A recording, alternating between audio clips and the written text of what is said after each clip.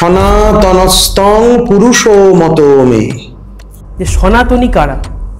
সনাতন মানে যা ছিল, যা আছে, যা থাকবে। আপামর মুসলিম সমাজের হৃদয়ের বার্তা যিনি সমাজকে দেন, সেই কাজী মাসুম আক্তারও একজন সনাতনী। ইসলাম ধর্ম খুব ঠান্ডা মাথা, অনেক পরে পৃথিবীর নবীনতম ধর্মের মধ্যে অন্যতম হচ্ছে ইসলাম ধর্ম। তো সেই ইসলাম ধর্ম তো সেদিনের ধর্ম, তার অনেক অনেক পূর্বে সনাতনীর কথা, সনাতনের কথা। আমাদের সভ্যতা তো কালকের না। আমাদের সভ্যতা যখন আমরা সভ্যতা শুরু করেছি, তখন বিশ্বের যারা সুসভ্য বলে দাবি করছে তারা সভ্যতার আলোই পায়নি। আমরা অনেক অনেক পুরনো, আমরা সেটা ভুলে যাব? আমরা কদিন আগে নির্দিষ্ট একটা ধর্মাচরণ নিয়েছি, সেটা ইসলাম। যেটা নির্দিষ্ট ধর্মাচরণ নিয়েছি যেটা খ্রিস্টান, ওটা কদিন আগে মাত্র। সময়ের যে বিপুল ইতিহাস, যে বিপুল স্রোত, তার কাছে অতি নগণ্য। এটাই প্রকৃত ধর্ম। আর অন্যগুলো, ওগুলো মত বা পথ বা বাদ।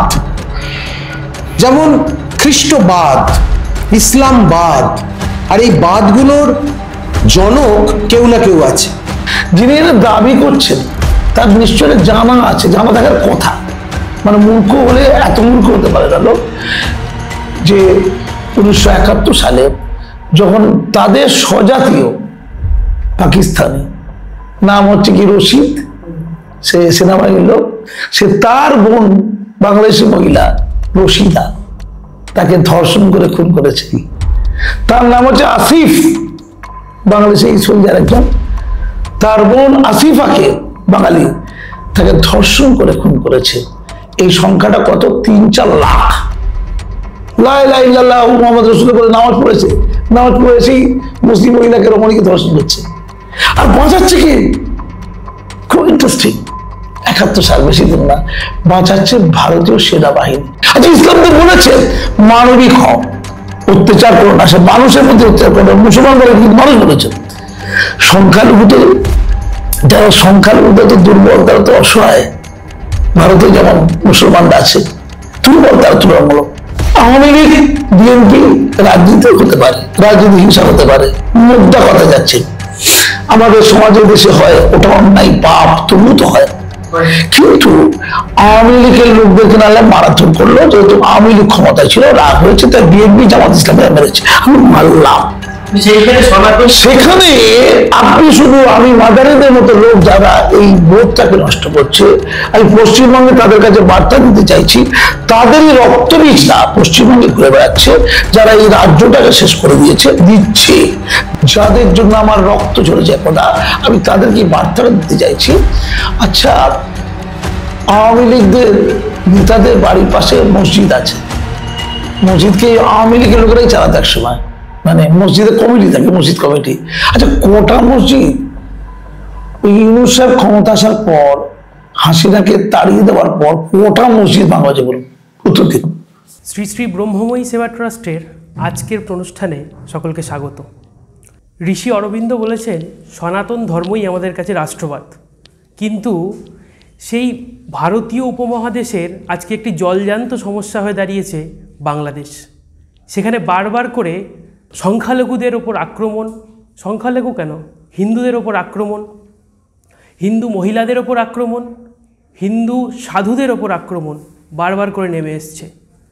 আজ সেই বিষয় নিয়েই শ্রী শ্রী ব্রহ্মময়ী সেবা ট্রাস্ট আলোচনা করতে বসেছে। এই বিষয় নিয়ে আলোচনার জন্য আমাদের সঙ্গে রয়েছেন সনাতনী সংস্কারের রক্ষক, ধারক এবং বাহক মহামণ্ডলেশ্বর শ্রীমৎ স্বামী পরমাত্মানন্দজি মহারাজ।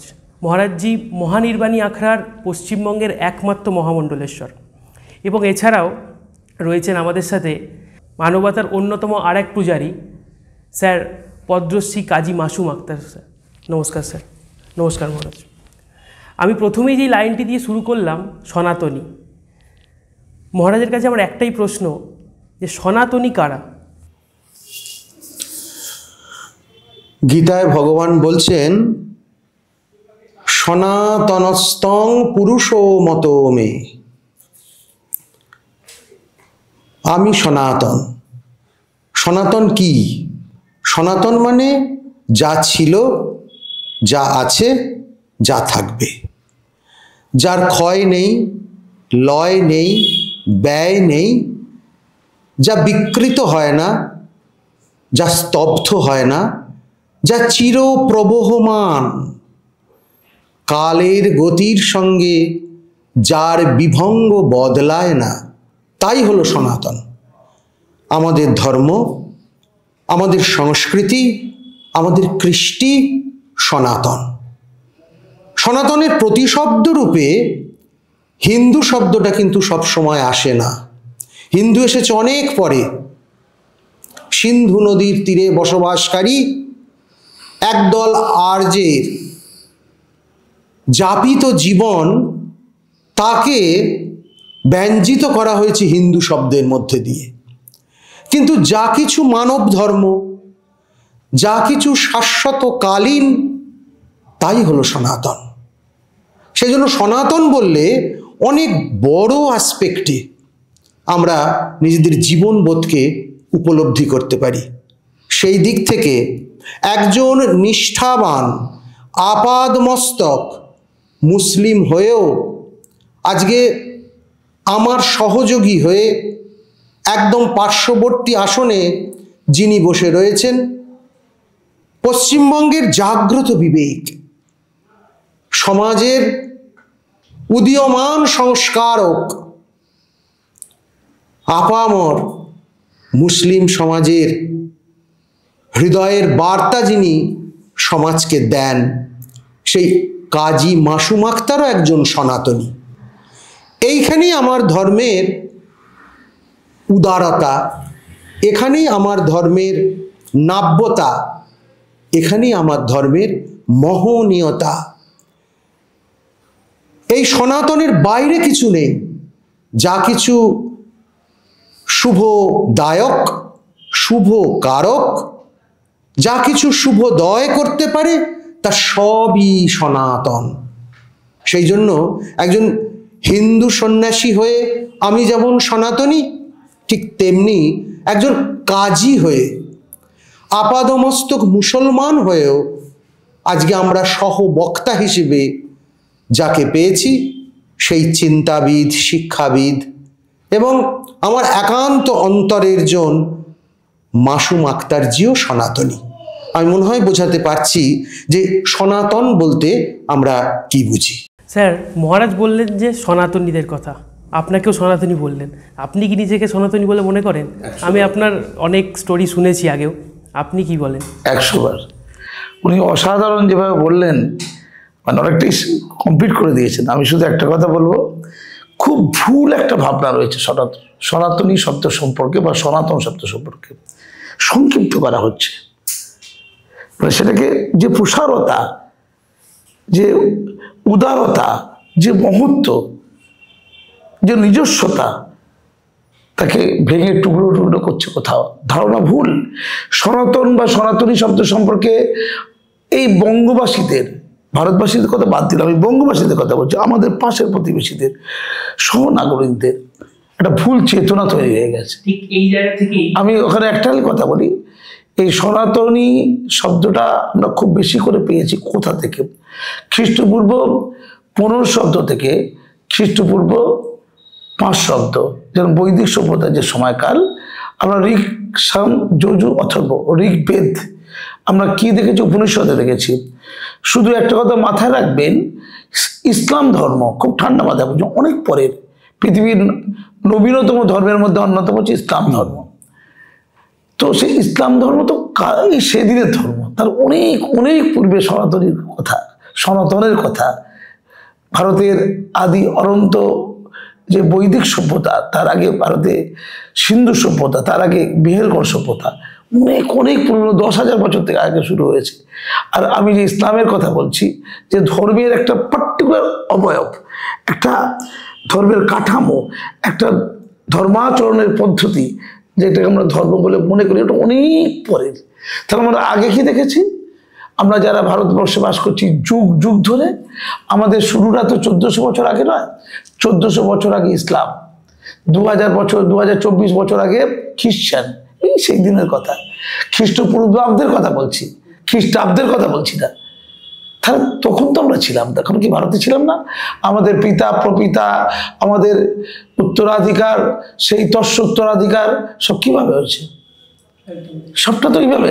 আমি শুধু এইটা বলতে চাইছি যে কোরআন শরীফে ইসলামের যে কথা বলা হয়েছে, হযরত নূহ আলাইহিস সালামের কথা বলে, নূহ, আপনি অবাক হয়ে যাবেন, বেদে 75 ভাগ 75 টাইমস হযরত নূহ আলাইহিস সালামের কথা বলা হয়েছে। নূহ আলাইহিস সালাম হচ্ছে আল্লাহ প্রেরিত নবীর অন্যতম, আল্লাহর দেওয়া নবী, যার পরবর্তীকালের রূপ হচ্ছে হযরত মুহাম্মদ।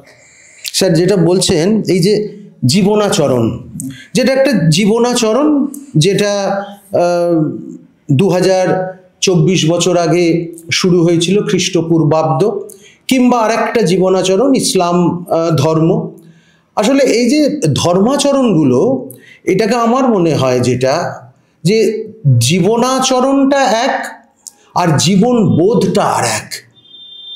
জীবনাচরণে আমরা ধর্ম বলে যাকে মনে করি সেগুলো টুকরো টুকরো হয়ে রয়েছে।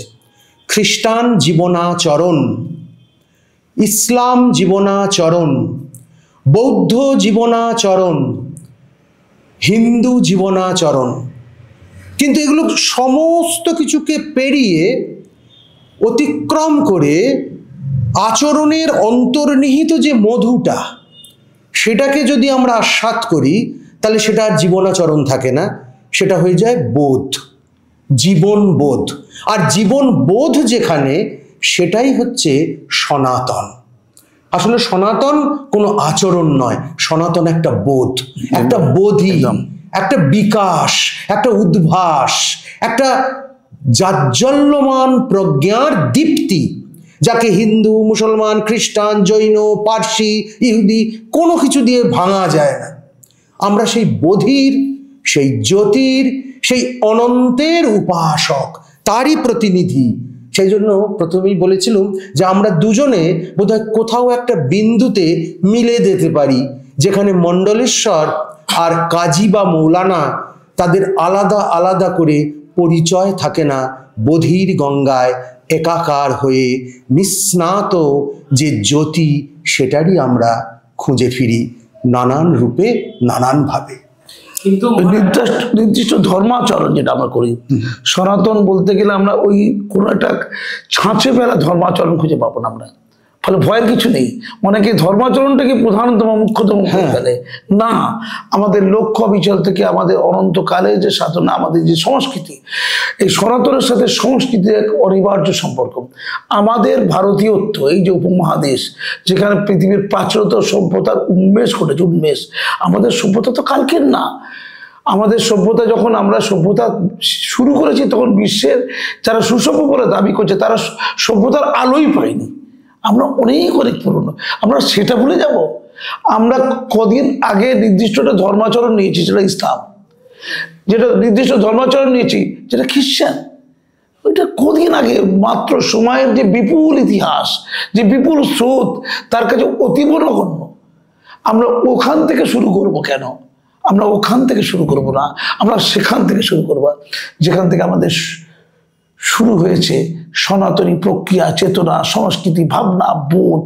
সেখান থেকে, সেই দৃষ্টিকোণ থেকে গোটা ভারতবর্ষে যারা যুগ যুগ ধরে আছে, যারা ভারতবর্ষকে আমাদের মা মনে করে, আমাদের দেশ মনে করে, আমাদের আত্মা মনে করে, আমাদের সাধনা মনে করে, একটা মানুষ নেই যে সনাতনী নয়।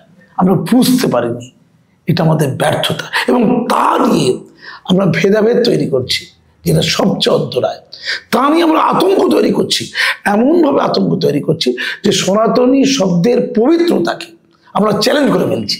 অর্থাৎ আমরা নিজস্বতাকে চ্যালেঞ্জ করছি, আমার আমিত্বকে চ্যালেঞ্জ করছি, আমার নিজস্ব বীজকে চ্যালেঞ্জ করছি, আমরা নিজস্ব অস্তিত্বের যে নিবিড়তম যে সূত্র বলা যায়, যেখান থেকে আমার অস্তিত্ব শুরু হয়েছে, সেই একেবারে রক্তবীজ, যাকে বলা রক্তবীজ, সেখানকে আমরা অস্বীকার করছি। অর্থাৎ মাকে অস্বীকার করছি, নিজস্বতাকে একেবারে ভুল।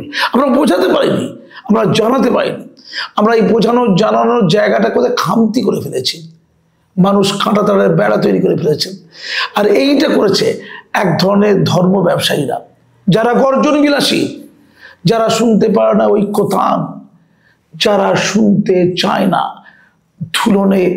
ধুলোতে উঠোনে ধুলি মাখা ক্ষুধার্ত শিশুটির কান্নার কণ্ঠস্বর, তারা মন্দির মসজিদ গির্জায় চলে যায়। মানবতার অমোঘ বাণী তাদের কানে এসে পৌঁছায় না। মানুষকে ভালোবাসার ঊর্ধ্বে কোনো ধর্ম থাকতে পারে না, কিছু থাকতে পারে না। এই যে চেতনা, এর নাম সনাতনী চেতনা। সেই জন্য সনাতন ধর্মটা এটাই প্রকৃত ধর্ম। আর ওগুলো মত বা পথ বা বাদ, যেমন খ্রিস্টবাদ, ইসলামবাদ, আর এই বাদগুলোর জনক কেউ না কেউ আছে, মার্ক্সবাদ।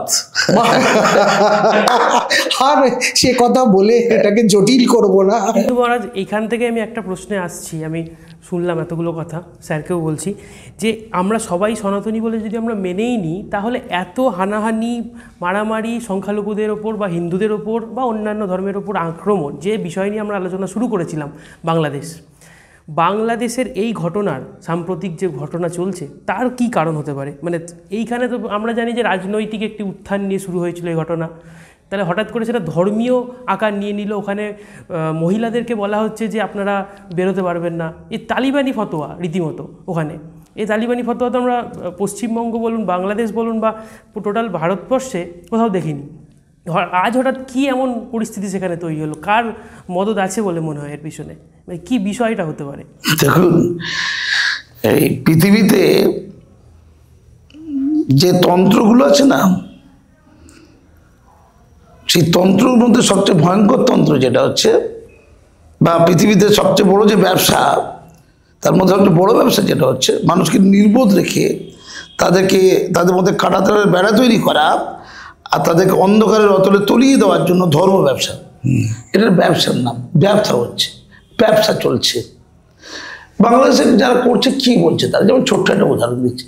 একজন মৌলানা বলছে হঠাৎ করে, কোনো প্রয়োজন নেই বলার, যে ভারতে মানে যুক্তিটা বলছে, যুক্তিটা কোথায় ওদের যুক্তিহীনতা কাজ করে দেখুন, সেটা কিন্তু মানুষ মেনে নেয় এবং সেই অন্ধত্বের অন্ধগলিতে নিমজ্জিত হয়ে নিজেকে সর্বনাশ করে দেয়, শেষ করে দেয়। কেমন উত্তর দিতে? গতকালকে দেখছিলাম কি মাদানি বলে একজন মৌলানা মৌলবী, এই মহারাজজি আছেন আর মাদানিজি আছেন, দুটোকে পাশাপাশি বসেন। এই যে অঙ্কের হিসেব পাবেন না, দেখতে পাবেন না যে কত ডিফারেন্স হতে পারে দুটোই মানুষ। উনি একটা ধর্মের নেতৃত্ব দিচ্ছে সকল, আর উনি সনাতনী চেতনার নেতৃত্ব দিচ্ছে সকল। উনি এবং উনি কি বললেন? মাদানিজি ছোট্ট মতো পেটের মতো মানুষ, তিনি কিন্তু বিপুল পপুলার, লক্ষ লক্ষ লোক তার ফলোয়ার। সমস্যাটা এই জায়গাটায়। বলেন সাবধান হয়ে যাও, ভারতীয় সেনাবাহিনী ঢুকে গিয়ে প্রত্যেকের ঘরে ঘরে ঢুকে, মানে বাংলাদেশিদের মুসলমানদের ঘরে ঘরে ঢুকে তাদের নারীদের, মা বোন কন্যা সকলকে নাকি রেপ করে দেবে, ধর্ষণ করে দেবে। আপনি বড় বুঝুন আর কি। একজন মৌলানা, তাকে লোক মান্য করে, ভুল ঠিক আমি জায়গায় যাচ্ছি না, একটা গভীরতম অন্ধত্ব থেকে যেটা হয়। আমাদের এই ব্যবসাটা পশ্চিমবঙ্গ চলছে এবং তারাই মাতব্বর। সবচেয়ে সংকটটা এই জায়গাটা, যারা ভুল পথে সমাজকে চালিত করে তারাই হলো সমাজের মাতব্বর। আর পলিটিক্যাল যারা খুন্নিবৃত্তি করে ব্যবসায়ী, তারা ওই মাতব্বরদের সাথে আপোষ করে, আঘাত করে। বাংলাদেশের ক্ষেত্রে আমি আসছি, কত লজ্জার। আচ্ছা, তিনি যেটা বললেন জাস্ট উল্টো, বাস্তব হচ্ছে কি জাস্ট উল্টো। কেন একথা বলছি? কেন? যিনি এটা দাবি করছেন তার নিশ্চয় জানা আছে, জানা থাকার কথা। মানে মূর্খ হলে এত মূর্খ হতে পারে না লোক যে 1971 সালে যখন তাদের স্বজাতীয় পাকিস্তানি, নাম হচ্ছে কি রশিদ, সে সেনাবাহিনীর লোক, সে তার বোন বাংলাদেশি মহিলা রশিদা, তাকে ধর্ষণ করে খুন করেছে। তার নাম হচ্ছে আসিফ, বাংলাদেশি সোলজার একজন, তার বোন আসিফাকে বাঙালি, তাকে ধর্ষণ করে খুন করেছে। এই সংখ্যাটা কত? 3-4 লাখ। 3-4 লাখ। ইতিহাসের দীর্ঘ সময় সারণীতে 1971 সাল সেদিনের কথা 25 থেকে 30 লক্ষ লোকের প্রাণ নিয়েছে এবং তাদের একটা বড় অংশ হিন্দু নয়, মুসলমান। মজাটা দেখুন, যারা যে মানুষগুলো ধর্ম এক, লা ইলাহা ইল্লাল্লাহ মুহাম্মদ রাসূলুল্লাহ বলে নামাজ পড়েছে, নামাজ পড়েছেই মুসলিম মহিলাকে রমণীকে ধর্ষণ করছে, আর বাঁচাচ্ছে কি? খুব ইন্টারেস্টিং। 71 সাল, বেশি দিন না, বাঁচাচ্ছে ভারতীয় সেনাবাহিনী। বাঁচাতে গিয়ে কতজন মারা গেছে? প্রায় 17,000, এবং তাদের মধ্যে বৃহত্তম অংশ হচ্ছে ভারতীয় হিন্দু বা শিখ। 17,000 লোক প্রাণ দিয়েছে। ইন্দিরা গান্ধীর নেতৃত্বে বাংলাদেশকে আজকের বাংলাদেশ করেছে। পাকিস্তানের সেই হানাদার বর্বর বাহিনীর কাছ থেকে লক্ষ লক্ষ লক্ষ ধর্ষণ করেছিল তারা। ধর্ম কোথায় ছিল তখন? আসলে তারা আমাদের বাঙালিত্বকে নষ্ট করতে চাইছিল, আমাদের সনাতনিত্বকে নষ্ট করতে চাইছিল। সেখানে তাদের কোনো ডিফারেন্স হয়নি, সেখানে ধর্ম কাজ করেছে সেখানে। তো ওই মৌলানা কি বলছে? উল্টো বলছে আমরা পাকিস্তানের সাথে যেতে চাই, আমি টিভি চ্যানেলে বলেছি পরাধীনতার প্রত্যাবর্তন চাই, পরাধীনতার প্রত্যাবর্তন। কেউ স্বাধীনতা থেকে কোনো দেশ পরাধীনতা থেকে যেতে চায়? ভাবুন, বোধটা দেখুন, স্বাধীনতা থেকে পরাধীনতার দিকে যাবে। আর কাদের পরাধীনতা? কারা করেছিল? যারা 4-5 লক্ষ রমণীকে তাদের পরিবার লোককে ধর্ষণ করেছিল, 30 লোককে খুন করেছে, 30 লক্ষ লোককে খুন করেছিল এই কটা দিন আগে। একদম ধর্মীয় মাতব্বররা তফাৎটা বুঝুন। এখানে মহারাজজি বসে আছেন, আর ওখানে মাদানি বসে আছেন, মাথায় টুপি দিয়ে হাজার হাজার লোকের সামনে। ওই মাদানি মানে একটা মাদানি বলছে, একটা এক্সাম্পল দিচ্ছি, হাজার হাজার মাদানি। ওটাও তো ধর্ম হচ্ছে না, ধর্ম হচ্ছে না ওটা। আমি ইউনুসে গেলাম না, আমি হাসিনা গেলাম না, আমি ভেতরটা বলছি, পচনটা বলছি, পচনটা। দুঃখ প্রকাশ করবে, সে তো ধর্মের রক্ষক বলছে, সে ধর্মের রক্ষক না, দুঃখ প্রকাশ করছে না, আনন্দ পাচ্ছে। ভারতকে কি মেরে দেবে? মানে পারমাণবিক বোমা ধরুন ভারতের আছে, ওরা ইট দিয়ে মেরে দেবে। নামাজের পার্টিতে বসে, নামাজের চাটায় বসে ইট দিয়ে পারমাণবিক বোমা নিয়ে ভারত দাঁড়িয়ে মেরে দেবে। আপনি কল্পনা করতে পারছেন? ওরা ইট, বটি, কাটারি, ছুরি, তলোয়ার এসব দিয়ে নাকি ভারতের বিরাট সিনেমায় কি মেরে দেবে। আমার প্রশ্ন হচ্ছে, অথচ তার নিজের ধর্ম যে ইসলাম, তার নিজের ধর্মগ্রন্থ কোরআন, আপনি ঠান্ডা মাথায় বুঝুন, যার কথা আমি বেদ থেকে বলার চেষ্টা করলাম, যে উদারতার কথা, যে একেশ্বরবাদের কথা, প্রথম তো সেখানে ছিল। কোরআন তো অনেক পরে, বেদ তো অনেক আগে, অনেক অনেক দিনের আগের কথা বেদ, কোরআন অনেক পরে। যারা দাবি করছে আমরা গর্বিত, আমরা একেশ্বরবাদী, কুল আল্লাহু আহাদ আল্লাহু সামাদ লাম ইয়ালিদ ওয়া লাম ইউলাদ ওয়া লাম ইয়াকুল লাহু কুফুয়ান আহাদ, ওই কথাটি বলেছে একটু আগে। অনন্ত অব্যয় এক, অবিনশ্বর, তার পিতামাতা নেই বলেছিল না? ওটা বেদে লেখা আছে, সেই কথাটা বলেছে। তারপরে কোরআন বলছে সেটাও বেদে আছে। কি বলছে? তোমার ধর্ম তোমার কাছে, আমার ধর্ম আমার কাছে, লাকুম দীনুকুম ওয়ালিয়ুদ্দিন। যেখানে বলছে তোমার ধর্ম তোমার কাছে, শান্তির কথা বলছে। আর এ কি বলছে? মেরে দাও, কেটে দাও, ধ্বংস করে দাও। বলছে কোরআন বলছে যে জাতি অন্য জাতির উপর অত্যাচার করে, যে জাতি নিজের ধর্ম নিয়ে বাড়াবাড়ি করে, তার পতন, ধ্বংস অনিবার্য। গোটা বিশ্বে মুসলমানরা কেন পতনের মুখে, ধ্বংসের মুখে? কেন তাদের উপর এত গজব? ওরা গজব বলে। কেন তাদের উপর এত অত্যাচার, গজব? তার সন্ধান করছে না। হিন্দু মারবে। আচ্ছা, ইসলাম তো বলেছে মানবিক হও, অত্যাচার করো না, সে মানুষের প্রতি অত্যাচার করো। মুসলমান বলে, কিন্তু মানুষ বলেছে। সংখ্যালঘু তো, যারা সংখ্যালঘু তো দুর্বল, তারা তো অসহায়। ভারতে যেমন মুসলমানরা আছে, দুর্বল তারা তুলনামূলক। আওয়ামী লীগ, বিএনপি রাজনীতি হতে পারে, রাজনীতি হিংসা হতে পারে, মুদ্রা কথা যাচ্ছে। আমাদের সমাজে দেশে হয়, ওটা অন্যায়, পাপ, তবুও তো হয়। কিন্তু আওয়ামী লীগের লোকদেরকে নাহলে মারাধর করলো, যেহেতু আওয়ামী লীগ ক্ষমতায় ছিল, রাগ হয়েছে, তাই বিএনপি, জামাত ইসলামীরা মেরেছে। আমি মানলাম। সেখানে আপনি শুধু, আমি মাদানীদের মতো লোক যারা এই বোধটাকে নষ্ট করছে, আমি পশ্চিমবঙ্গে তাদের কাছে বার্তা দিতে চাইছি, তাদেরই রক্তবীজরা পশ্চিমবঙ্গে ঘুরে বেড়াচ্ছে, যারা এই রাজ্যটাকে শেষ করে দিচ্ছে, যাদের জন্য আমার রক্ত ঝরেছে একদা, আমি তাদেরকে বার্তাটা দিতে চাইছি।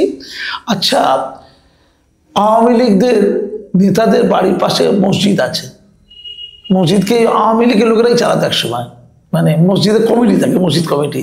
আচ্ছা, কোটা মসজিদ ওই ইউনুস সাহেব ক্ষমতা আসার পর হাসিনাকে তাড়িয়ে দেওয়ার পর কটা মসজিদ ভাঙা হয়েছে বলুন, উত্তর দিন। হিন্দু মুসলিম আওয়ামী লীগের লোক মারা গেছে ঠিক কথা, কিন্তু মসজিদ কটা ভাঙা হয়েছে? ধর্ম তো যুদ্ধে তো মসজিদে যায়নি আর আর মন্দিরে যায়নি, তাহলে বেছে বেছে মন্দির ভাঙালো কেন? আপনাকে আমি এই যারা ধর্ম নিয়ে বড় বড় কথা বলছে, আমি মহারাজজির পাশে বসে একজন সনাতনী হয়ে প্রশ্ন করতে চাই, মুসলমান সমাজকে রক্ষার দায় আমাদেরও। মুসলমান সমাজ ওটা একটা সমাজ, একটা জনগোষ্ঠী, তাকে রক্ষা দায় আছে। মন্দিরটা ভাঙলো কেন? মন্দিরের ভেতর বিগ্রহটা কি দোষ করেছিল? প্রতিমাটা কেন ভাঙলো? কেউ বলবে 10,000, কেউ বলবে 2,000, কেউ বলবে 10টাই ভাঙলো কেন? সেই ভারতের মেয়েরা কি অন্যায় করছে? 10,000 নয়, আচ্ছা 10,000 200টা ভাঙলো কেন? 200টা বিগ্রহ ভাঙা যাবে? 200টা মন্দির ভাঙা যাবে? 200টা হিন্দু পরিবারের ঘর জ্বালিয়ে দেওয়া যাবে? 2,000 জ্বালিয়ে দেওয়া যাবে? 10 জন হত্যা করা যাবে? 10টা লোককে তুলে নিয়ে যাওয়া যাবে? এটা ইসলাম বলেছে না, এটা বলেনি। এটার প্রতিবাদ করছে কোনো হিন্দু নয়, এটার প্রতিবাদ করছে দীর্ঘ যুগ যুগ ধরে যে ভারতের মাটিতে বড় হয়ে ওঠা সনাতনীরা। এখানে হিন্দু মুসলিম নেই, যারা সনাতনী তাদের বুকে লাগবে। কারণ বাংলাদেশের এই মানুষগুলো আজকে বাংলাদেশের বটে, মাত্র 77 বছর আগে ওরা ভারতেই ছিল। ওদের ইতিহাস হাজার হাজার বছরের ইতিহাস। আমার মা মরে যাচ্ছে, আমার বোন, আমার ভাই, আমার সংস্কৃতি, আমার চেতনা, আমার মানবতা, আমার মুক্তি হারিয়ে যাচ্ছে। তাই তো আওয়াজ, এই আওয়াজ শুধু একটা পার্টিকুলারলি ধর্মশ্রেণী মানুষ করবে কেন? এটাও তো বিকার, এটাও তো পাপ। এই বিকার আমাদের পশ্চিমবঙ্গেও ঢুকেছে। ওই দেশে যারা এই ধরনের বক্তব্য রাখছে, এবার ধরুন তাদের দেখা দেখি এখানেও তো কিছু মানুষ ওই রকম উস্কানিমূলক বক্তব্য রাখবে এবং তার পরিপ্রেক্ষিতে আবার অন্য একজন কেউ রাখবে। এটা হিংসা সৃষ্টি করে। এবার বাংলায় আজকে যে কথাগুলো হচ্ছে, আপনারা নিশ্চয়ই জানেন, আমি তো এই সমাজ নিয়ে অনেক ঘাটাঘাটি করি। আমি তো বললাম রক্তাক্ত হয়েছি। ভারত মাতার গান, জাতীয় সঙ্গীতকে একটি প্রার্থনা সভায়, সরকারি শিক্ষা প্রতিষ্ঠানের প্রার্থনা সভায় চালু করতে গিয়েছিলাম। রবীন্দ্রনাথ বিবেকানন্দের জন্মদিন উদযাপন করেছিলাম, সেখানে হযরত মুহাম্মদের জন্মদিন উদযাপন করতাম। রবীন্দ্রনাথ বিবেকানন্দের জন্মদিন উদযাপনটা সংযোজন করেছিলাম। আর্লি ম্যারেজ, সরকার যেটা বলে যে অল্প বয়সে মেয়েদের বিবাহ থেকে রক্ষা করো, শতাধিক আটকেছিলাম। এটা আমার নৈতিক কর্তব্য মনে হয়েছিল। এই যে জল পড়া, পানি পড়া, তাবিজ, এগুলো দিয়ে তো আর জ্বর সর্দি ভালো হয় না, এটা সত্য কথা। আমি সেগুলো আটকাতে গিয়েছিলাম, ছাত্রছাত্রীদের মূল স্রোতে আনা। সবচেয়ে বড় কথা, একটা জনগোষ্ঠী মনে করে আমি দেশে আছি কিন্তু দেশের মূল স্রোতে থাকবো না, অন্য স্রোতে থাকবো। অর্থাৎ সনাতনী স্রোত হচ্ছে দেশের মূল স্রোত। ভারতবর্ষের মূল স্রোত কি স্রোত? সনাতনী স্রোত। আমি স্রোতে গা বাসাবো না, অন্য জায়গায় চলে যাব। অর্থাৎ আমি ভারতের থেকেও ভারতীয় হব না। তাই পাকিস্তান জিতলে ভারতবর্ষের কোনো জায়গায় বোম ফোটাতে দেখি, অর্থাৎ দেশকে ভালোবাসতে পারিনি। এইটাকে বন্ধ করতে চেয়েছিলাম, ওদেরকে মূল স্রোতে নিয়ে এসে নাচ গান কবিতা নাটক যেমন ভারতীয় শিক্ষা হয়। রক্তাক্ত হয়ে 1000 লোক ঘিরে ধরেছিল আমাকে। স্কুল চলাকালীন সময় প্রধান ছিলাম ওখানকার হেড, 12 জন পুলিশ অফিসারের সামনে। যেদিন আমি রক্তাক্ত হয়ে কোমায় চলে গিয়েছিলাম, সেদিনে সূচিত হয়েছিল এই পাপের কুফল। আজকে দেখছেন না সেই পতাকা, সেই জাতীয় সঙ্গীত, 3 দাঁত দুঃখ পাচ্ছে। ভারত মাতার মাথায় রডটা পড়েছিল, আমার মাথায় পড়েনি। ওটা বেঁচে থাকে, সত্য তো বেঁচে থাকে। আজকে যে এত মানুষ ভালোবাসছে, কিছু তো করতে হয়। তারপর কি থেমে গেছি? আমরা কি ভীরুকা পুরুষ? স্রোতে গা ভাসিয়ে চলে গেছি নাকি? না, লড়াই একে বলে। আমি জানি সেই লড়াই একলা হব না, আমরা ঐক্যবদ্ধভাবে বিপুলভাবে লড়াই করব। সেই লড়াইয়ের সফলতা আসবেই, সত্যমেব জয়তে। ও দেশের যেমন মাদানী সাহেবের কথা আমরা শুনছিলাম কাজী মাসুম আক্তারের মুখ থেকে, ঠিক সেরকম এদেশে হিন্দু মাদানীদের আবির্ভাব হচ্ছে। বিশেষ করে পশ্চিমবঙ্গে এরা হিন্দু মাদানী। এরা কি করছে? এরা কেউ দাবি করছে আমি উত্তরপ্রদেশের। আরে সাধুর আবার উত্তরপ্রদেশ, পূর্বপ্রদেশ, দক্ষিণ প্রদেশ, বিহার, বাংলা, উড়িষ্যা কি? তারা হঠাৎ করে একটা কঞ্চি নিয়ে বেরিয়ে পড়ছে। কারণ হ্যাঁ, বেরিয়ে পড়ে তারা নিদান দিচ্ছে বাঙালি সাধু, বাঙালি পর্ব, বাঙালি সংসার, বাঙালি মন মানসিকতা আমিষ খাবে না নিরামিষ খাবে, সেই দিয়ে তার শুদ্ধতা বিচার হবে। বাঙালি সাধু সে যদি শ্রীরামকৃষ্ণ বিবেকানন্দ পন্থী হয়, শ্রীরামকৃষ্ণ যদি মাছ খান, শ্রীরামকৃষ্ণ যদি পাঁঠার শুরুয়া খান, তাহলে তাকে পরিত্যাগ করতে হবে।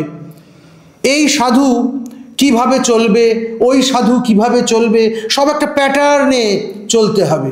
কিন্তু বাঙালির জীবনাচরণ, বাঙালির কৃষ্টি, বাঙালির সংস্কৃতি, বাঙালির প্রজ্ঞা বাংলাদেশের বুকে থেকে, বাংলার বুকে থেকে তাকে ধ্বংস করে দিতে হবে। এই রকম একটা হিন্দু মৌলবাদ কিছু হিন্দু মাদানিদের দ্বারা সম্প্রতি প্রচার পাচ্ছে। তারা কেউ দাঁড়িয়ে আছে, কেউ শাড়ির মতো করে গেরুয়া পরছে, আড়ালে থাকছে মেঘের, সেখান থেকে ইন্দ্রজিতের স্টাইলে যুদ্ধ করছে, ব্যবসা। কেউ সব ব্যবসা। কেউ সামনে নেমে পড়েছে ডান্ডা নিয়ে, কঞ্চি নিয়ে, লাঠি নিয়ে, ত্রিশূল নিয়ে, শাঁখ নিয়ে, ঘণ্টা নিয়ে, বাঙালির প্রজ্ঞাকে গুলিয়ে দিচ্ছে।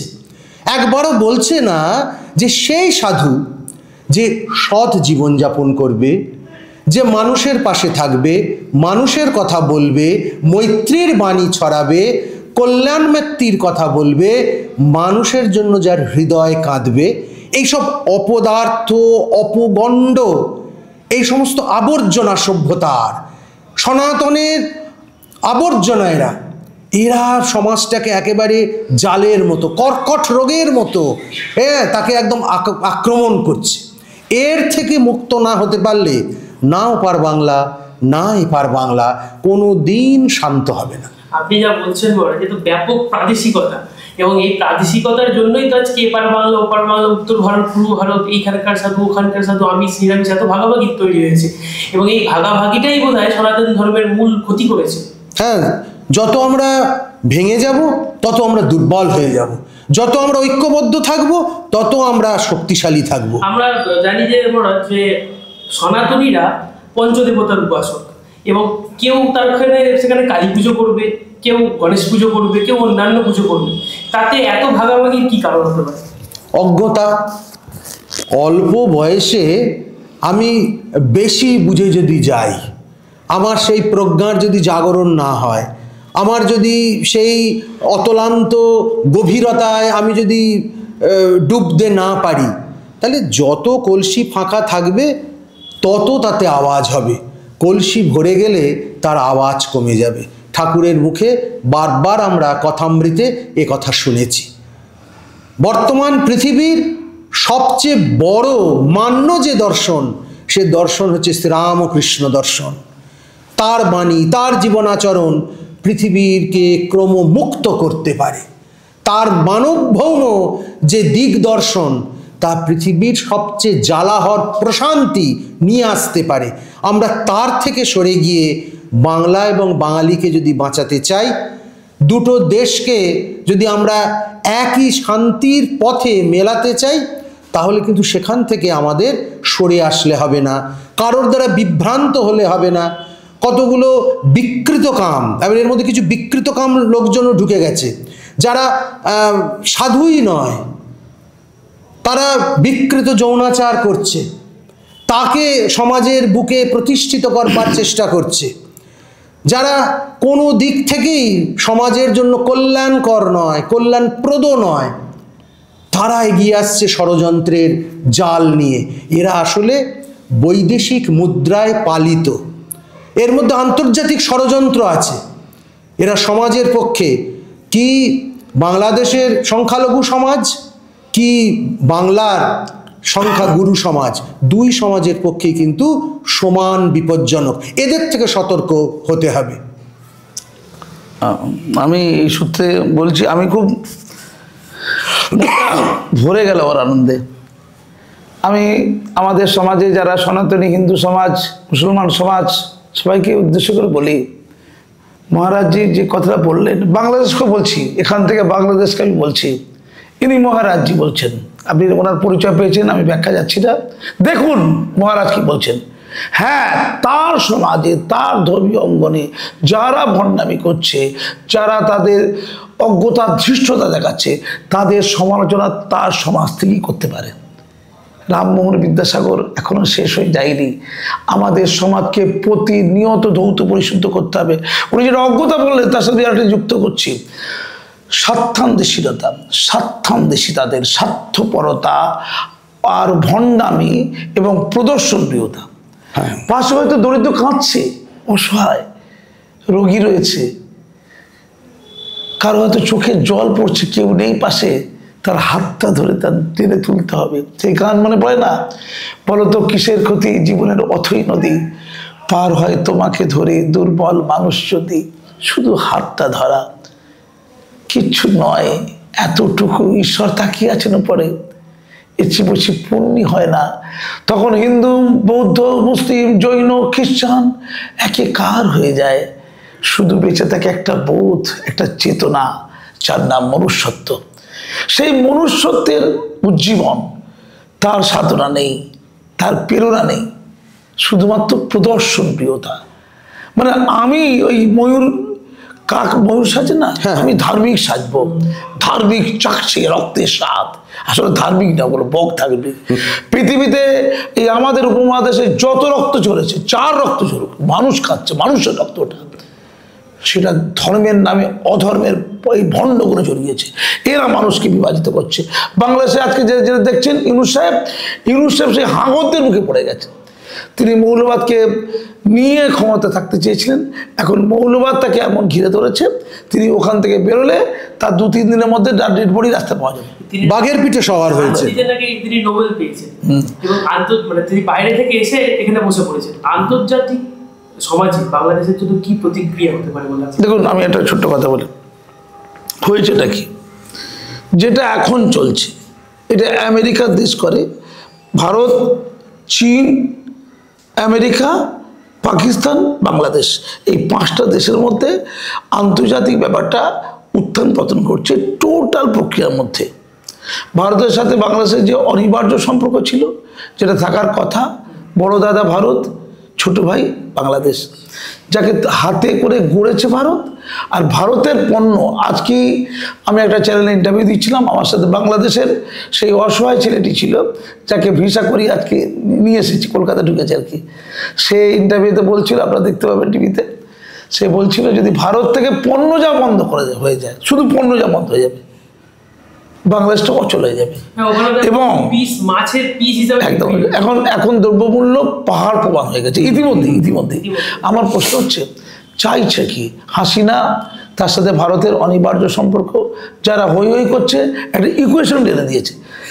ভারত, হাসিনা ইকুয়াল টু তার পিতা, ইকুয়াল টু ভারত, যেহেতু ভারত স্বাধীন করেছিল, equal to Hindu, equal to Rabindranath Thakur, equal to জাতীয় সঙ্গীত, রবীন্দ্রনাথের জাতীয় সঙ্গীত, হিন্দু জাতীয় সঙ্গীত, তাই তো, ইকুয়াল টু পতাকা, ইকুয়াল টু হিন্দু বান, ইকুয়াল টু মন্দির পোড়াও, ইকুয়াল টু বিগ্রহ জ্বালিয়ে দাও, ধ্বংস করো, সব ইকুয়াল করেছি, ইকুয়াল টু হয়েছে।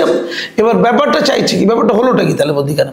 তাহলে আমেরিকা সেন্ট মার্টিনে একটা জায়গা চেয়েছিল, সেখানে সে সামরিক ঘাঁটি করার জন্য। স্বাভাবিক কারণে হাসিনা করতে দেয়নি, করতে দেবে না। হাসিনার সাথে ভারতের সম্পর্ক আছে, আবার চীনেরও সম্পর্ক রয়েছে। তো এইটাতে রাগ হয়েছিল। রাগ হওয়ার পরে হাসিনার কিছু ভুলভাল নীতি ছিল, রাজনীতি করতে গেলে 10টা কাজ করলে 20টা ভুল হবে, বা 5টা ভুল হবে, 3টে ভুল হবে, হয়েছে। সেই ব্যাখ্যা আমি যাচ্ছি না। ঠিক সেই সুযোগে এই বিরোধী পলিটিক্যাল দলগুলো ওই জামাত ইসলামী ধর্মকে সঙ্গে নিয়ে এসছে, আর বিএনপি তাকিয়েছিল, তারা ওই ছাত্রদেরকে লেলিয়ে দিয়ে মারপিট খুনোখুনি। তারপরে হাসিনাকে চলে আসতে হলো, একটা এমন পরিবেশ হলো। এই পুরোটার পেছনে ছিল কে, আমরা পরে জানতে পারলাম ওটা আমেরিকা। আমেরিকা বসে বসে ঠিক করছিল কাকে, ইউনূস সাহেবকে। তুমি তো আমরাই তো তোমার নোবেল করেছি, তুমি যে কত বড় অশান্তি, সুদ খেয়ে কি অশান্তি করতে পারো সে তো আমরা জানি, আমরা যে কেন দিই সে তো আমরাই জানি। আমরা তোমাকে এই এতে মানে সাইড লাইনে বসিয়ে রেখেছি, ঠিক সময় মতো তোমাকে ব্যবহার করে বলে, সেই জন্য তোমার নোবেলটা ছিল, আর কেউ ওটা ছিল না। এটা যত সময় বুঝিয়ে দিল যে তুমি উপদেষ্টা কমিটি করো, তার প্রধান হয়ে যান। এবার আমেরিকা কি চাইলো, এমন কাজ করব যাতে ভারতের কন্ট্রোলটা কমে যায় আর চীনের কন্ট্রোলও কমে যায়। তাহলে এমন একটা সরকার তৈরি হবে যে হবে হামিদ কারজাই। আমরা আফগানিস্তানে দেখেছি, রাশিয়ার আধিপত্য বন্ধ করতে গিয়ে আফগানিস্তানে বা পাকিস্তানের বর্ডারে এই তালিবানদের সৃষ্টি করেছিল আমেরিকা। ওই তালিবানি মাদ্রাসা সৃষ্টি করেছিল আমেরিকা, লাদেনকে সৃষ্টি করেছিল আমেরিকা, লাদেনকে দিয়ে রাশিয়াপন্থী নাজিবুল্লাহকে ঝুলিয়ে দিয়েছিল ফাঁসি করে ওই ল্যাম্পপোস্টে আমেরিকা। পরবর্তীকালে ওই লাদেন ফ্রাঙ্কেনস্টাইন হয়ে গেল, ওই যে টুইন আওয়ারে দুটো প্লেন ধ্বংস হয়ে গেল। এবার লাদেনকে মারার নাম করে গণওয়ারে তালিবানকে মারতে আরম্ভ করলো আফগানিস্তানে এসে। কেন প্রশ্ন হলো কি লাদেন নাকি আফগানিস্তানে লুকিয়ে আছে? এই ইস্যুতে হাজার হাজার হাজার হাজার নারী আর শিশুকে মারা হলো। কোথায়? আফগানিস্তানে। করে কাকে বসিয়ে দেওয়া হলো? ওই হামিদ কারজাইকে, আমাদের কলকাতায় পড়াশোনা করার লোক, মৌলানা আজাদ কলেজে পড়াশোনা করার লোক, হামিদ কারজাইকে বসিয়ে দেওয়া হলো। হামিদ কারজাই পুতুল রাজা হলো। কোথায়? আফগানিস্তানে। কিন্তু তা তো থামছে না, তা তো বিদ্রোহ থামছে না, অনেক খরচা হয়ে যাচ্ছে, প্রচুর আমেরিকার লোক মারা যাচ্ছে। তখন কি করলো এই বাইডেন? এ করলো কি, বাবা দরকার নেই, ওই অস্ত্রশস্ত্র যা কিছু সব আমেরিকার ছিল সব দিয়ে তালিবানকে বসিয়ে দিল আফগানিস্তানে। হলো তালিবানকে তৈরি করে, তালিবানকে মারে, তালিবানকে আবার ক্ষমতায় বসায়। ঠিক বাংলাদেশে এই পলিসি। এটাই বাংলাদেশের মৌলবীরা বলছে আমরা তালেবান হব। তালেবান মানে তালিবান, তালেবান হব। অর্থাৎ ইউনুসকে এখন হামিদ কারজাইয়ের মধ্যে বসাচ্ছে, মৌলবাদীদের উস্কানি দিচ্ছে। মৌলবাদীদের উস্কানি দেওয়ার জন্য হিন্দুদের মারতে হবে, সংখ্যালঘুদের মারতে হবে, তবে তো মৌলবাদী এক কাছে হবে। আগে মারো, ধর্ম, ইসলাম খাতরে পে, ইসলামকে বাঁচাও, এই নাম করে গরম খাইয়ে দিচ্ছে। এইদিকে মাদানীদের গ্রুপ ঘুরে বেড়াচ্ছে, আর ওইদিকে পুরো ট্র্যাপে ফেলে দিয়েছে। ফেলে বা তৈরি করা হচ্ছে মৌলবাদী মুসলমানদের হাতে টোটাল বাংলাদেশকে দিয়ে দেওয়া। দিলে লাভ কার? আমেরিকার। এই মৌলবাদের আবেগের চেয়ে বড় তো ভয়ঙ্কর কিছু হয় না। ধর্ম তো কখনো কখনো আফিন হয়ে যায়, আফিন দিয়ে দিল, এবার তোর আফিন খা। খেয়ে কী হবে? ওই টোটাল মৌলবাদী রাষ্ট্র তৈরি হবে, ইসলামিক রাষ্ট্র। কে তৈরি করবে? আমেরিকা। করে ওদেরকে পুতুল রাজা বসাবে, পুতুল রাজা বসিয়ে টোটাল বাংলাদেশের উপরে। পাকিস্তানের সাথে সখ্যতা চলে গেছে, পাকিস্তানের মধ্যে দেউলিয়া হয়ে গেছে। একদিকে শ্রীলঙ্কা, অন্যদিকে পাকিস্তান খেতে পাচ্ছে না, 400 টাকা কিলো আটা। রাইট। এবার এই বাংলাদেশের জিডিপি বাড়ছিল, বস্ত্রশিল্প ভালো আকার ধারণ করেছিল, বিদেশি প্রচুর মুদ্রা বাংলাদেশে আসছিল, কারণ বাংলাদেশের লোকেরা গোটা ওয়ার্ল্ডে করে বেড়াচ্ছে। টোটালটা ধ্বংস করে দিয়ে আমেরিকা তার আধিপত্য বিস্তার করে ভারত আর চায়না তার উপর কন্ট্রোল করবে। তাদের রাজনৈতিক যে এজেন্ডা, তাদের আন্তর্জাতিক যে এজেন্ডা, তার বলি হলো বাংলাদেশ। ওরা সৃষ্টি করবে, আবার প্রয়োজন মতো ওদেরকে আমেরিকাই ধ্বংস করবে। আর ধ্বংস করার নামে লক্ষ লক্ষ নিরীহ নারী শিশুর মৃত্যু হবে। বাংলাদেশ তার অপেক্ষায় থাকুক। ওরা যাদেরকে মারছে, এ সাড়ে সর্বনাশ যে হচ্ছে এটুকু বুঝতে পারছি আমরা ইন্ডিয়া থেকে বসে। মহারাজজি বুঝতে পারছে, মাসুম আক্তার বুঝতে পারছে। বাংলাদেশের যারা উদারপন্থী মানুষ, যারা শাহবাগ আন্দোলন করেছে, যারা প্রগাঢ় প্রাণ দিয়েছে, যারা উদার নিরপেক্ষ, আপনারা ঐক্যবদ্ধ হন, নাহলে যে ট্র্যাপটা বললাম ওই ট্র্যাপে আপনারা পড়বেন এবং মরবেন। এবং বাংলাদেশের যে ব্যাপার, একটা লঙ্কা 4 টাকা হয়ে গেছে। আমরা একদিনের জন্য 1 পিস লঙ্কা 4 টাকা তার দাম। আমরা একদিনের জন্য পেট্রাপোল সীমান্ত বন্ধ করে দিয়েছিলাম। 17 গাড়ি পেঁয়াজ পচে যেতেই সে দেশে পেঁয়াজের হাহাকার লেগে গেছে। যে বাংলাদেশের আয়তন আমাদের পশ্চিমবঙ্গের একটা বড় জেলার থেকেও ছোট, সে কি বলছে? আমরা ভারতবর্ষকে উড়িয়ে দেব, গুঁড়িয়ে দেব, আমরা অমুক করব, আমরা তমুক করব। আরে বাংলাদেশকে জব্দ করতে শুধু পশ্চিমবঙ্গের মধ্যে ডাস্টবিনে যেসব আবর্জনা বর্জ্য জড়ো হয় 6 ঘন্টায়, সবটা নিয়ে গিয়ে যদি ফেলে দেওয়া হয় তাহলে পুরো বাংলাদেশটাই ঢেকে যাবে 6 ঘন্টার বর্জ্যে। এটা একটা বেরিয়েছে, তথ্য বেরিয়েছে। তাই সেখানে যদি 24 ঘন্টার বর্জ্য ফেলা হয় তাহলে কি হবে? হ্যাঁ, সেই সব না। লাইন টিভিতে বলেছিলাম, মজার লাইন, একটু হাসি হোক। আমি বলেছিলাম রাজাবাজারের খাসিকে মারার জন্য লিওনেস মেসি দরকার নেই। রাজাবাজার খাসি মারার জন্য যত লোক আছে, রাজাবাজার খাসি, ওরা হচ্ছে রাজাবাজারের খাসি, আর আমরা হচ্ছে লিওনেস মেসি। মানে কিছু প্রশ্নই ওঠে না, মানে কোনো অঙ্ক নেই, জাস্ট বলতে হয় বলা এবং উত্তেজনা সৃষ্টি করা, যাতে করে ভারতবর্ষ ওদেরকে একটু সাহায্য করে। সেইটা তৈরি করে ওরা অশান্তি তৈরি করছে। আর মৌলানা মৌলবীরা যেটা উনি বলছিলেন, তারা ব্যবসা চালাচ্ছে। যত ধর্ম নিয়ে নোংরামি বাড়বে, ওদের চাঁদা বাড়বে, ওরা 2-4টে বিয়ে করবে, দুবাই গিয়ে থাকবে। ইমাম মৌলানার দল, ধর্মীয় ব্যবসায়ী দল, মাতব্বরের দল ওই কাজটা করছে। নিরপেক্ষ লোককে সাম্প্রদায়িক বানাচ্ছে, আরো সাম্প্রদায়িক বানাচ্ছে। এবার চাঁদা দাও, ইসলাম খাতে নেবে, চাঁদা দাও, চাঁদা দাও, খাবে। আর এদেশেও তাই হচ্ছে, এদেশেও তাই হচ্ছে। হিন্দু উত্থান করছি, হিন্দুকে জাগাচ্ছি, এই বলে একদল সাধু সন্ত বেরিয়ে পড়েছে রাস্তায়। চাঁদার বিল, হ্যাঁ, চাঁদার সঙ্গে তো চাঁদার বিল আছে, নানান প্রকল্প আছে, গাল ভরা বুলি আছে, বাণী আছে, টিকি ঝাঁটা, ফোটা, সব রকম প্রস্তুত আছে। এসবের বাইরে বেরিয়ে কেউ মানুষের কথা বলছে না। সবার ওপর মানুষ সত্য, তাহার উপর নাই, যে বাঙালি লিখেছিল, যে বাঙালির কলম থেকে বেরিয়েছিল মানবতার বাণী, সেই বাঙালি আজকে ভ্যানিশ হয়ে যাচ্ছে। একটা নতুন মাদানী গোষ্ঠী, হিন্দু মাদানী গোষ্ঠী, বহিরাগত ধর্মাচরণ আমাদের এখানে পুশ করে দেওয়া হচ্ছে একদম সুপরিকল্পিত উপায়। আর তাকে প্রমোট করছে কিছু বিকৃতকাম লোকজন, কিছু পঙ্গু, চিন্তার দিক থেকে পঙ্গু মানুষজন। তারা এই করে জাতির, দেশের ভবিষ্যৎটাকে ঝরঝরে করে দিচ্ছে। ঘরে ঘরে দুর্নীতি ঢুকে ঘুম ধরে গেল। ঘরে ঘরে দুর্নীতি, যে এত বকছে, যত ধর্ম করছে, তত চোরচিটির মাছগুলো জামিন পেয়ে যাচ্ছে। দেখছেন না, তিলোত্তমা নেয়, যত জামিন পাই। এমনকি কালীঘাটে কাকু জামিন পেয়ে গেছে।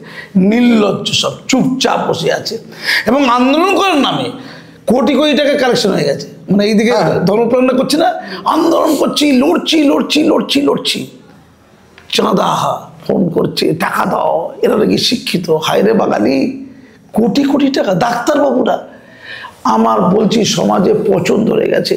আজকে মহারাজজি আমার সঙ্গে রয়েছেন, একটা আলোচনা করছি, আমরা খুব চিন্তিত। আমি গৃহী মানুষদের বলি, যারা রাজনীতি করছে, রাজনীতিকরা দুরকম হয়, গৃহী রাজনীতিক, গৃহী রাজনীতিক, আর হচ্ছে সাধক রাজনীতিক। কিছু রাজনীতিক বেরিয়েছে সমাজে শুধু লুটপাট করার জন্য। আমি সমাজকে বলি, এই যে জায়গায় বসে আছি, এই অঞ্চলে যে কোনো আপনি 100 জন সাধারণ লোকেরকে জড়ো করুন, 100 জন, যে কোনো লোক, স্যাম্পল থাকবে, দেখুন তাদের কজনের বিরুদ্ধে ফৌজদারি মামলা আছে, খুন খারাপি, ধর্ষণ, লুটপাট। দেখবেন 100 জনের মধ্যে 1 জন 2 জন নেই। আপনি এমপি এমএলএ দেখুন, এমপি এমএলএ 100 জন, যে কোনো এমপি এমএলএকে জড়ো করে নিন, করে দেখুন অর্ধেক এমপি এমএলএ বিরুদ্ধে 100-150 টাকা করে ফৌজদারি মামলা। কারো কাছে 100, কারো কাছে 200, কারো কাছে 150, কারো কাছে 50, দুটো একটা হবেই। 50% বিরুদ্ধে মামলা আছে। হায়রে দেশ, হায়রে রাজনীতি। এটা হচ্ছে গৃহী রাজনীতিক, অর্থাৎ আমারটা বুঝি, আমার বউ, আমার বাচ্চা, আমার ঘর, আমার গাড়ি, আমার বাড়ি, আমার টাকা, আমার সম্পদ, শুধু আমি লুটে নেব, তার জন্য রাজনীতি করব। আর একটা হচ্ছে সাধক রাজনীতি ছিল, এককালে ভারতবর্ষে ছিল। স্বাধীনতার আগে, স্বাধীনতার পরেও কিছু দেখেছি, কোথায় হারিয়ে গেল। আমি মনে করি মহারাজজিকে বলি, ভালো মানুষদের খুঁজুন, তারা যেন রাজনীতিতে আসে, অন্তত সাধক রাজনীতি, ত্যাগী, মানুষের সেবার জন্য রাজনীতি করব। কোথায় মানুষের সেবা? ইমাম, মৌলানা, পুরোহিত, মহারাজ, স্বামীজি, এই যে বিরাট জগৎ, এমনকি যাজক সম্প্রদায়। আমরা জানি রাশিয়াতে দেখেছি যে যারা প্রেস ছিল, যাজক, তারা একটা ইন্ডালজেন্স মধ্যযুগে মার্জনা পড়ত। অর্থাৎ তুমি খুন করো, ধর্ষণ করো, আমাকে টাকা দাও, আমি একটা সার্টিফিকেট দেবো, তোমার সব পাপ থেকে। তার মধ্যে আবার একটা চোখ এঁকে দেওয়া হতো, ওই চোখটা আঁকলে তবে তুমি চক্ষুষ্মান হয়, মানে দেখতে দেখতে তুমি স্বর্গে যাবে। আর যদি চোখটা না আঁকা থাকতো তাহলে তুমি অন্ধ হয়ে স্বর্গে যাবে। তো স্বর্গের অত সৌন্দর্য অন্ধ হলে তুমি কি করে উপভোগ করবে? এই জন্য তোমাকে যাজককে পয়সা দিতে হবে, সে ওখানে চোখ এঁকে দেবে। আমি মুসলমান সমাজকে বলি, আজকে মহারাজজিকে সামনে, যে কোরআনে কোথাও পীরের কথা বলা নেই। পীর মানে বৃদ্ধ লোক, ওটা একটা ব্যবসা। পীর জাদা, সে এমন পীর জাদা, ধর্মগুরু বলে নিজেকে, সে গুরু উচ্চারণ করতে বলে ধর্মগুরু। মানে আমি বলেছি উনি আসলে বেসিক্যালি গুরু, ধর্মগুরু। তো আমরা কি সমাজে দেখছি পীর প্রথা, একেবারে ইসলাম বিরোধী। কোরআনে কোথাও পীরের কোনো অস্তিত্ব নেই। পীর কথার অর্থ হচ্ছে জ্ঞানী বৃদ্ধ লোক। তার মধ্যে ধর্মত্ব কোনোভাবে পীরের মাধ্যমে, মানে আল্লাহর কাছে সান্নিধ্য পাওয়ার জন্য কোনো মধ্যবর্তী লোক লাগবে, ডাইরেক্ট মানে এরকম নেই মধ্যবর্তীরা লোককে ধরে যেতে হবে, এরকম ইসলামে নেই কিন্তু। আর এইটাকে ইনডাইরেক্ট করার জন্য পীরকে ঢুকে দিয়েছে মধ্যখানে। পীর পাচ্ছে কি, মুরগির রক্ত খাচ্ছে, এসব খাচ্ছে, সব নিয়ে আসবে গরিব লোকগুলো, ওই মূলটি চালটি ডালটি টাকাটি। এবং এই মূলো চালটি ডালটি দিতে গিয়ে এত বেশি হয়ে গেছে, আমাদের ফুরফুরে একজন পীরের বিরাট অট্টালিকা, ওরে বাবা রাজপ্রাসাদ, অথচ হজরত মোহাম্মদ যাকে দোজাহানের বাস্তা বলা হয়, মজাটা দেখুন, সেই লোক যে এতগুলো দেশের সেনাপতি ছিল, প্রধান ছিল, তার 15 কোটির মৃত্যুর সময়। মানে ধর্মটা বুঝুন, মানে যিনি ধর্মের প্রতিষ্ঠাতা বা পরিচালক, তার ঘর তো ছিল না, তিনি তার 4টে দেশের প্রধান ছিলেন, 5টা দেশের প্রধান ছিলেন, আর একজন তার নাকি ফলোয়ারের কোটিপতি হয়ে গেছে। মানে ধর্মটা দেখলেন। আবার হচ্ছে দরগা, বিরাট বিরাট দরগা, অমুকের দরগা তমুকের দরগা, ওটা হচ্ছে ধান্দা।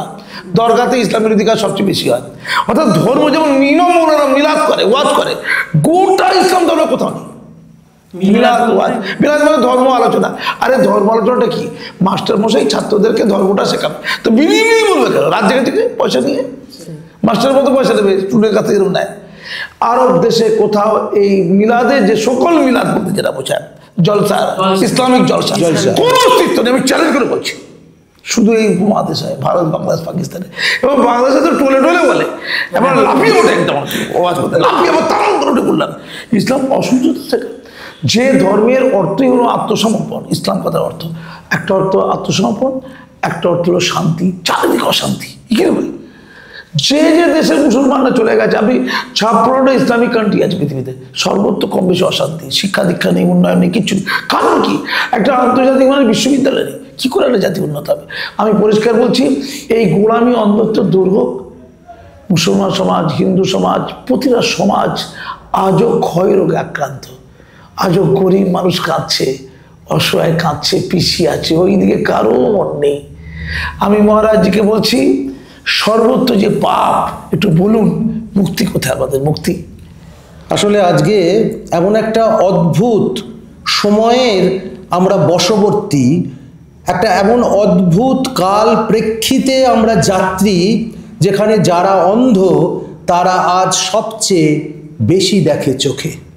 আমি জীবনানন্দের এই কোটেশনটা ভুলতে পারি না, সব সময় মনকে হন্ট করে। না হলে যে দেশ, যে জাতি চৈতন্যকে দিয়েছিল, যে চৈতন্য প্রচার করেছিলেন, চণ্ডালোপী দ্বিজশ্রেষ্ঠ হরিভক্তি পরায়ণ, জাতপাতকে ভেঙে দিয়েছিলেন, যে জাতির গর্ভে জন্ম নিয়েছিলেন স্বামী বিবেকানন্দ, যে বিবেকানন্দ সারা পৃথিবীকে ভ্রাতৃত্বের আহ্বানে বেঁধেছিলেন, আমেরিকার অপরিচিত মানুষকেও ব্রাদার্স অ্যান্ড সিস্টার্স বলে সম্বোধন করাতে এত করতালি হয়েছিল, ওনার জন্য সভা শেষের নির্দিষ্ট সময়টার থেকেও বেশি সময় অতিক্রান্ত হয়েছিল শুধু করতালির ধ্বনিটা থামতে। সেই দেশে থেকে, সেই পবিত্র ভূমিতে থেকে যারা জাতপাতের কথা বলে, যারা বলে হিন্দু সন্ন্যাসী এ ব্রাহ্মণ সন্ন্যাসী না শূদ্র সন্ন্যাসী, ক্ষত্রিয় সন্ন্যাসী না বৈশ্য সন্ন্যাসী, কৈবর্ত সন্ন্যাসী না ধোপা সন্ন্যাসী, তাদেরকে আমার মনে হয় এরা কোন মূর্খের স্বর্গে বাস করছে, কোন অযাচিত লগ্নে এরা পিতৃবীজ থেকে মাতৃগর্ভে স্খলিত হয়ে পড়েছিল, তারপর তারা ভূমিষ্ঠ হয়েছিল, এবং তারপর তাদের মানব লীলা শুরু হয়েছে, যে লীলা কেবলমাত্র মানুষের অকল্যাণের জন্যই ব্যয়িত হচ্ছে। আচ্ছা কাজী সাহেব, আপনি বলুন, আমরা রানী রাসমণির জাত কখনো বিচার করেছি? আমাদের মাথায় এই প্রশ্ন জাগে যে রানী রাসমণি কোন জাতের মেয়ে ছিলেন? আমাদের মাথায় কোনোদিন আসে লালন ফকির কোন জাতের মানুষ ছিলেন? এদের পরিচয় কি? এদের পরিচয়, এরা সত্যদ্রষ্টা, এরা মানব প্রেমিক, এরা মানুষের মুক্তির দ্বার। সেইখান থেকে আমরা ফিরে গিয়ে আমাদের অন্ধত্বের মধ্যে, বহিরঙ্গ চারিতার মধ্যে ধর্মকে সমর্পণ করে দিচ্ছি, ধার্মিকতাকে বিসর্জন দিচ্ছি, এবং দেশময় ধর্ম, রাজনীতি, স্বার্থ, অন্তর্বর্তী নানান রকম ব্যক্তিগত সমস্যার জাল বুনে হনুমানের লেজে আগুন লাগিয়ে লঙ্কা দহন করবার একটা বৃথা প্রচেষ্টা করছি। এর থেকে মুক্ত হতে হবে সংখ্যালঘুদের, এর থেকে মুক্ত হতে হবে হিন্দুদের। একদম। আমি খালি একটা কথা বলবো শেষ দিকে, যে আমাদের সকলের মাথায় যিনি আছেন স্বামী বিবেকানন্দ, আমাদের আদর্শ, আমাদের চেতনা, আমাদের ভারত আত্মার মূর্ত প্রতীক, তিনি একটা গুরুত্বপূর্ণ কথা বলেছিলেন যে বৈদিক মস্তিষ্ক এবং ইসলামিক দেহ সম্মিলিত হলে, সুসমন্বয় করলে এক আদর্শ ভারতবর্ষ গড়ে উঠতে পারে। অনেকের মনে প্রশ্ন জাগতে পারে যে ইসলামিক দেহ চেয়েছিল, ইসলামিক বডি অ্যান্ড বৈদিক ব্রেন, তাহলে ইসলাম কোথায়? তাহলে ইসলামকে নিচ্ছে না কেন? আমি বলি, ওই মুসলমান চেয়েছিল, ওই হিন্দু চেয়েছিল, ওই বৈদিক চেয়েছিল যারা মানবতাবাদী, যারা সনাতনী, যারা শাশ্বত, যারা ক্ষয় রোগে আক্রান্ত নয়, যারা মাদানি নয়, যারা লাঠি নিয়ে বসে বসে রাজনীতি করছে, ধর্ম লুটে পুটে খাওয়ার নামে লোককে বিভ্রান্ত করছে ধর্মের নামে, গায়ে গেরুয়া বসন, মাথায় টুপি, টুপি দাঁড়িয়ে কম্পিটিশন করছে, ওই হিন্দু নয়, ওই মুসলমান নয়, আদর্শ ভারতীয়, আদর্শ মানুষ, আদর্শ সনাতনী, তারা যে ধর্মেরই হোক না কেন। যে মুসলমানরা বলছে আমরা তাহলে কোথায়? আপনারা ক্ষয় রোগ থেকে বেরিয়ে আসুন। আপনারা মাদানি হলে ওই মাদানির মতো মুসলমানকে এই উপমহাদেশ, তখন তো উপমহাদেশে বাংলাদেশও ছিল, বা আমাদের এই যে কুল্লা মুল্লা মার্কা যারা বিলাত করে বেড়াচ্ছে গোটা বাংলার বাঙালি মুসলমানদেরকে ভারতের সবচেয়ে পিছিয়ে পড়া মুসলমান করেছে কারা? এই মুল্লা কুল্লার দল আর কি। সাচার কমিটির রিপোর্ট অনুযায়ী বাংলার বাঙালি মুসলমানরা ভারতের সবচেয়ে পিছিয়ে পড়া মুসলিম জনগোষ্ঠী জানের জন্য তারা কখনো ইসলামিক পার্টি হতে পারে না, তারা ভারতবর্ষ গড়ে তোলার হাতিয়ার হতে পারে না। তাই কাঁদছে আজও স্বামী বিবেকানন্দ। অনৈক্য দেখছে, আজও মানুষের রক্তের স্বাদ ধর্মের নামে চাকছে। দূর হোক। বাংলাদেশকে আমরা দুজন মিলে বলি, ভারতকেও বলি, বন্ধ করুন এই খেলা। হয়তো যাদের গ্রেপ্তার করেছেন ছেড়ে দিন। আপনাদের অভিযোগ থাকলে আগে করেননি কেন গ্রেপ্তার, এখন কেন? এটা হচ্ছে পৈশাচিকতা। বাংলাদেশকে বলি, লজ্জা লাগে না? শিক্ষকদের কোনো ধর্ম হয় না, বেছে বেছে সংখ্যালঘু শিক্ষকদেরকে বিশ্ববিদ্যালয়, কলেজ এবং স্কুলের প্রধান শিক্ষক প্রিন্সিপালদের থাকছে লাঠি দিয়ে ফেলে দিচ্ছেন। বিশ্বে কোনো সুসভ্য জাতি এটা করেছে? হতে পারে? হতে পারে বলুন? চিন্ময় প্রভুজির জন্য আইনি লড়াই, একজন খুনি অপরাধী ধর্ষকের হয়েও আইন আছে, তাদের হলে বলার লোক থাকে, আইনজীবী থাকে। আমরা এর আগেও বলেছি টিভিতে যে আমাদের দেশে ওই সন্ত্রাসবাদী কাসাব, তার হয়ে হিন্দুরা দাঁড়িয়েছিল অ্যাডভোকেট হিসাবে। অ্যাডভোকেটদের কোনো ধর্ম হয় না। চিন্ময় প্রভুজিরা তার হয়ে দাঁড়াতে শুধু হিন্দুরাই এগিয়েছিল, 50-60 জন, তাদের কারো জনকে দাঁড়াতে দেয়নি। একজন কালো কোট পরে বলছে যারা চিন্ময় প্রভুর হয়ে দাঁড়াবে তাদের ইট দিয়ে বেড়ে দেবো। হায় রে দেশ, বাংলাদেশ, একটু জেগে উঠুন না। ও মৌলানা মৌলবীর দল, ও সাধু মহারাজদের দল, ও ধর্ম ব্যবসায়ীদের দল, অজস্র অগণিত মানুষকে নিয়ে খেলবেন না। ধর্মের যে তাত্ত্বিক কথা, যে সাত্ত্বিক কথা, যে মহান কথাগুলো আছে, ধর্ম জানিয়ে বাঁচে, তাকে বাঁচান, মানুষকে বাঁচান। রাজনীতিক কচকচারি দূর হোক, এক অভিসন্ধি চলছে আন্তর্জাতিক, সেই পাপের নিদান থেকে বঙ্গবাসীকে বাঁচান। ওই বাংলাদেশ, এই ভারত, আজকের ভারত সেদিনের বাংলাদেশ তৈরি করেছে। বাংলাদেশ আমাদের দান, আমরা ভেঙে যেতে দেখতে চাই না। আমরা বাংলাদেশকে রক্ষা করতে পারবেন না, চলছে টুকরো টুকরো হয়ে যাবে।